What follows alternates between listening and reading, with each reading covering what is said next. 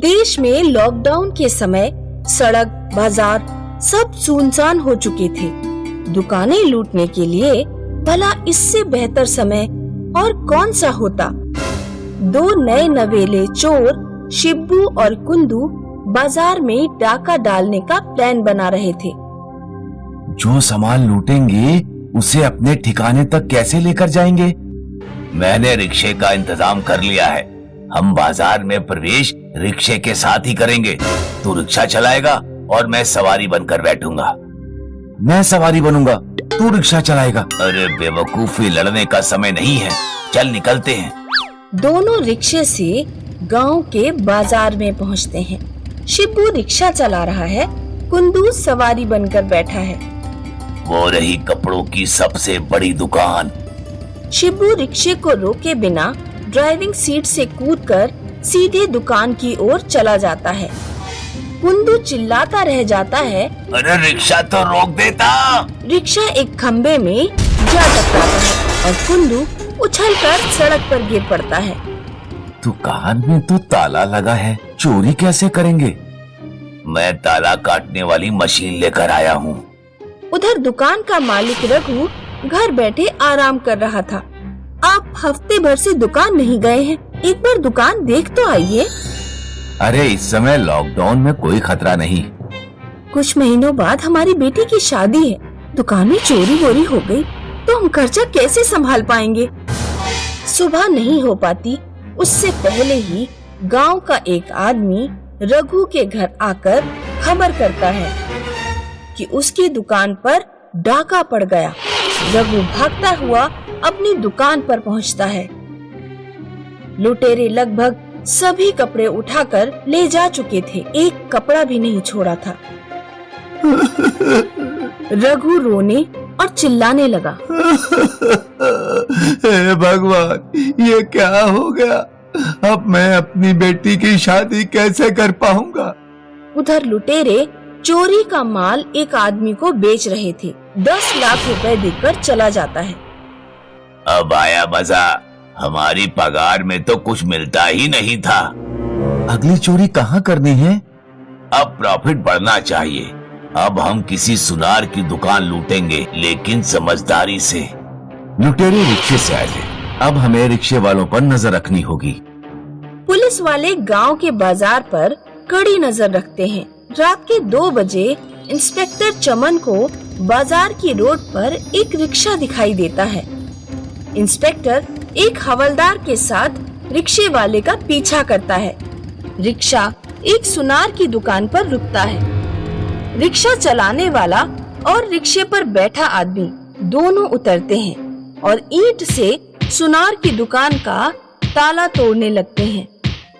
Inspector चमन तुरंत phone करके बाजार के सभी पुलिस वालों को बुला लेता है। सब लोग मेरी लोकेशन पर आ जाओ, चोर मिल गए हैं। सारे पुलिस वाले चमन के पास पहुंच जाते हैं और दोनों रिक्शा वालों को पकड़कर पुलिस स्टेशन ले जाते हैं। हमें मत मारो, हम चोर नहीं हैं। पागल समझा है क्या? हमारे सामने तुम लोग दुकान का ताला तोड़ रहे थे। दुकान के मालिक ने हमें 2 आदमियों को रिक्शा लेकर दुकान पर भेजा था। उन्होंने कहा था कि वो दुकान का सामान अपने घर ले जाना चाहते हैं। दुकान के ताले की चाबी खो गई है, इसलिए उन्होंने हमें ताला तोड़ने का आदेश दिया और कहा कि वो पीछे आ रहे हैं। दुकान के मालिक को बुलाया जाता है। मैंने तुम्हें कब कहा था? आप दुकान के मालिक हो? दरअसल शिब्बू और कुंदू ने दुकान के मालिक बनकर रिक्शा वालों को पकड़कर उन्हें एक सुनार की दुकान पर भेज दिया था ताकि पुलिस का ध्यान वहां चला जाए। सारे पुलिस वाले उन्हें पकड़ने में व्यस्त हो गए। तब तक शिब्बू और कुंदू ने एक दूसरी ज्वेलरी शॉप पर डाका डाला और सारा माल उठाकर ले गए। हम तो माला माल हो गए। मुझे ये समझ में नहीं आ रहा कि ये इंफॉर्मेशन उन चोरों तक कैसे पहुंच गई कि हम रिक्शे वालों पर नजर रख रहे हैं। सर, लगता है यहाँ से उन्हें कोई इंफॉर्मेशन दे रहा है। शिब्बू और कुंदू इस तरह दिमाग लगा लगा कर कई सारी दुकानें लूटते रहे। वे हर बार पुलिस को चकमा दे देते। पुलिस की सख्ती बढ़ती जा रही है, कल हम गांव में अंतिम चोरी करेंगे। वैसे भी लॉकडाउन खत्म होने वाला है। उस रात शिब्बू और कुंदू जिस दुकान पर डाका डालने गए, उस दुकान पर एक सुंदर लड़की खड़ी थी। मुझे पता है तुम लोग चोरी करने आए हो, मुझे भी अपना पार्टनर बना लो, मैं लावारिस हूँ। हम तुम पर भरोसा नहीं कर सकते, तुम पुलिस से मिली हुई हो सकती हो। मुझ जैसी लावारिस की पुलिस हमेशा से दुश्मन रही है। उसे अपना पार्टनर बना लेते हैं, ऐसी सुंदर लड़की फिर कहाँ मिलेगी। शिब्बू, कुंदू और लड़की तीनों मिलकर चोरी करते हैं। वे चोरी का माल लेकर अपने ठिकाने पर पहुंचते हैं और सो जाते हैं। सुबह जब शिब्बू और कुंदू की आंख खुलती है तो वे खुद को पुलिस स्टेशन में पाते हैं। हवलदार शिव प्रसाद सिंह और कुंदन प्रसाद वर्मा, तुम दोनों पुलिस वाले होकर चोरी का धंधा क्यों करते थे? हम अपनी नौकरी से बिल्कुल भी खुश नहीं थे। नौकरी करते करते बोर हो गए थे, जिंदगी में कोई मजा नहीं आ रहा था। इसलिए लॉकडाउन में हमें चोरी करने का आइडिया आया। लेकिन हम यहाँ कैसे पहुँच गए? हम तो अपने ठिकाने पर सो रहे थे। मैं तुम लोगों को लेकर यहाँ आई। तुमने चोरी तो शुरू कर दी, लेकिन ये नहीं सोचा कि तुम जिन्हें लूट रहे हो उनकी जिंदगी पर इसका क्या प्रभाव पड़ेगा। मैं कपड़ा व्यापारी रघु की बेटी हूँ, जहाँ तुमने पहली चोरी की थी। दुकान की चोरी के बाद हम कंगाल हो गए, मेरी शादी टूट गई, मेरे पिता की हार्ट अटैक से मृत्यु हो गई, मेरी माँ हॉस्पिटल में बीमार है, इसीलिए पिछले 2 महीने से मैं तुम्हारा पीछा कर रही थी। तब कल रात जाकर तुम लोगों को पकड़वा पाई हूँ। शिब्बू और कुंदू माफी मांगते हैं, लेकिन पुलिस उन पर कार्रवाई करती है और उन्हें सजा दिलवाती है। एक गलत काम से कोई कितने लोगों की जिंदगी बर्बाद करता है, इसका अंदाजा लगाना मुश्किल है। मानपुर गांव में छोटी और पिंटू अपने मम्मी पापा के साथ रहते थे। पापा, कल रात पिंटू किसी लड़की से बात कर रहा था। पापा, मैं अपने दोस्त से बात कर रहा था, ये झूठ बोल रही है। तुम दोनों स्कूल के लिए तैयार हो जाओ। तभी पिताजी अखबार पढ़ते हुए आते हैं। बच्चों, कोविड-20 महामारी के कारण पूरे देश में लॉकडाउन लग गया है, स्कूल बंद है। ये हैरी स्कूल की छुट्टी, या हैरी स्कूल की छुट्टी। चल छोटी, बबली ताई के घर लूडो खेलने चलते हैं। अरे, तुम लोग फिर से आ गए? हाँ ताई, देश में लॉकडाउन लग गया है, स्कूल बंद है, इसीलिए हम यहाँ पर लूडो खेलने आए हैं। तुम्हारी अम्मा तुम्हें एक लूडो भी नहीं दिलवा सकती। रोजाना बेशर्मों की तरह यहाँ चले आते हो। छोटी और पिंटू उदास होकर अपने घर पहुँचते हैं और सारी बात अपनी माँ को बताते हैं। कोई बात नहीं बच्चों, मैं आज ही पिताजी से कहकर तुम लोगों के लिए लूडो मंगवा देती हूँ। छोटी और पिंटू के पिताजी खिलौनों की दुकान पर लूडो लेने जाते हैं, लेकिन लॉकडाउन के कारण सारी दुकानें बंद पड़ी थी। बेटा, लूडो तो नहीं मिल पाया क्योंकि सारी दुकानें बंद हैं। अब लॉकडाउन में हमारा टाइम कैसे पास होगा? हम लूडो बना भी तो सकते हैं। पिंटू तुरंत एक कार्टून को काट कर उस पर रंग करके लूडो बना लेता है और छोटी गत्ते की कटिंग करके गोटियां बना लेती है। लूडो और गोटियां तो बन गई, लेकिन पासा कैसे बनेगा? पिंटू नदी किनारे जाता है।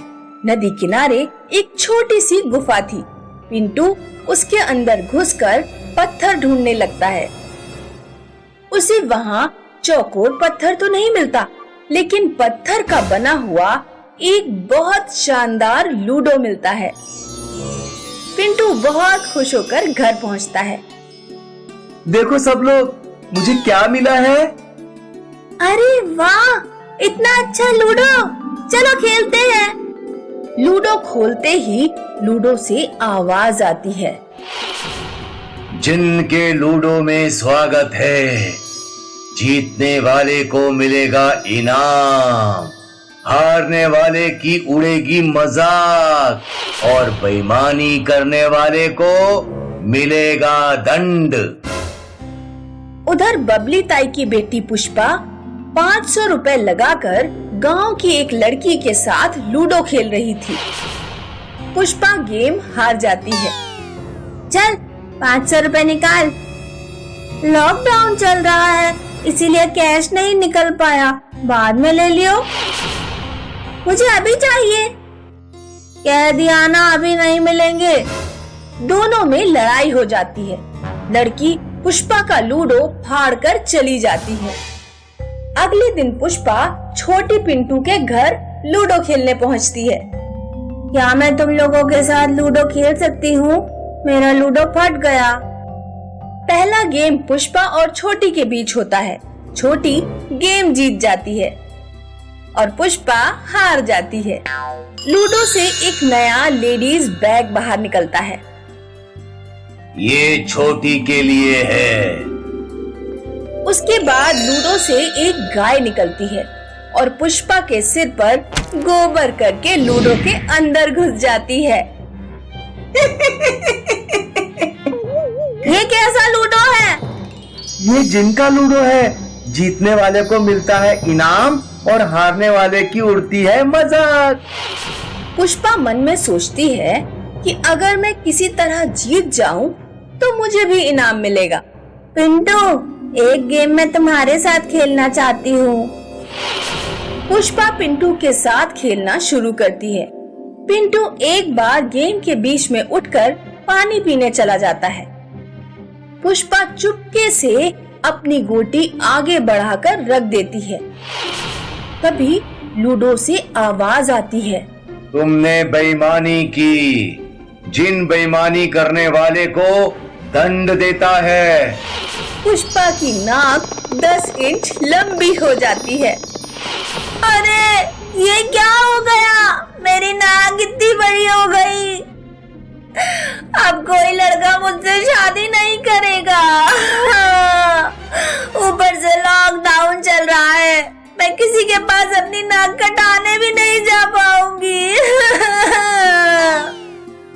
तुमने इनाम के लालच में बेईमानी की, इसीलिए तुम्हारे साथ ये हुआ। तभी तो कहते हैं ज्यादा लालच अच्छा नहीं होता।